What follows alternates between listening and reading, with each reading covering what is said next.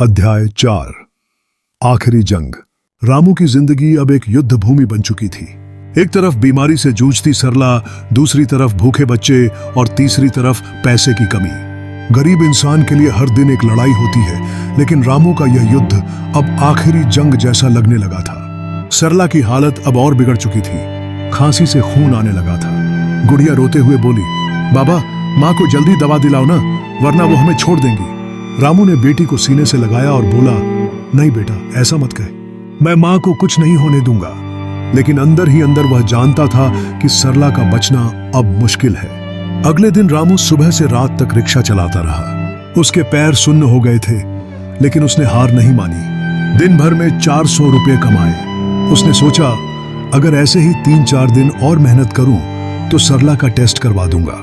लेकिन उसी रात पुलिस वालों ने उसे रोक लिया।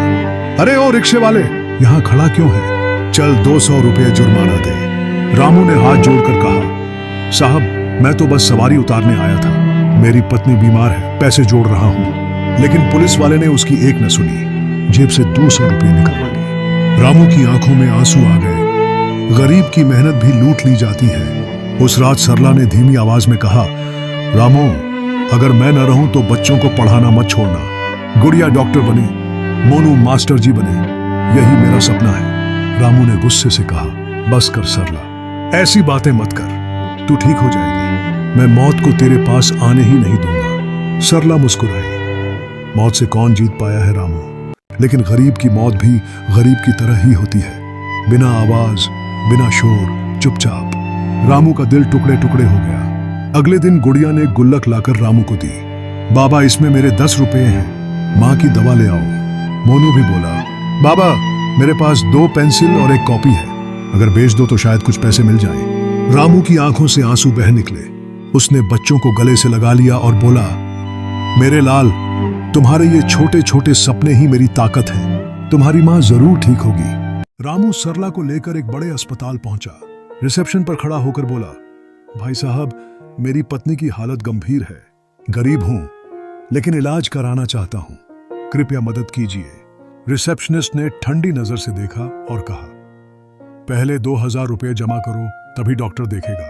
रामू ने हाथ जोड़कर कहा, मेरे पास अभी सिर्फ 500 रुपये हैं, बाकी मैं धीरे धीरे चुका दूंगा। रिसेप्शनिस्ट ने हंसते हुए कहा, यह अस्पताल है, कोई दानशाला नहीं।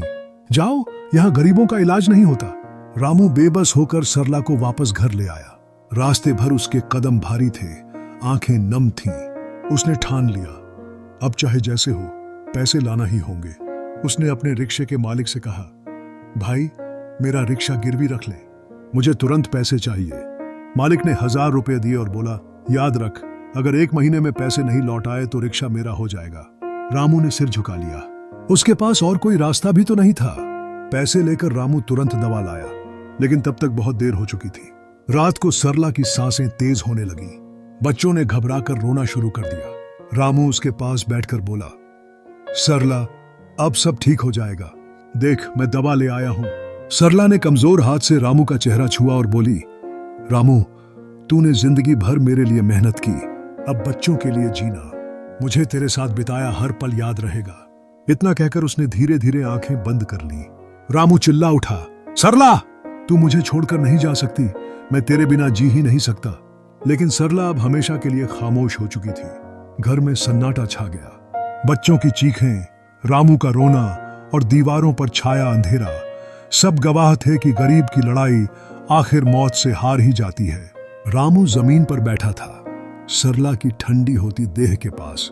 उसके दिल से एक ही आवाज निकल रही थी, हे भगवान, अगर पैसे ही सब कुछ हैं तो हमें जन्म ही क्यों दिया।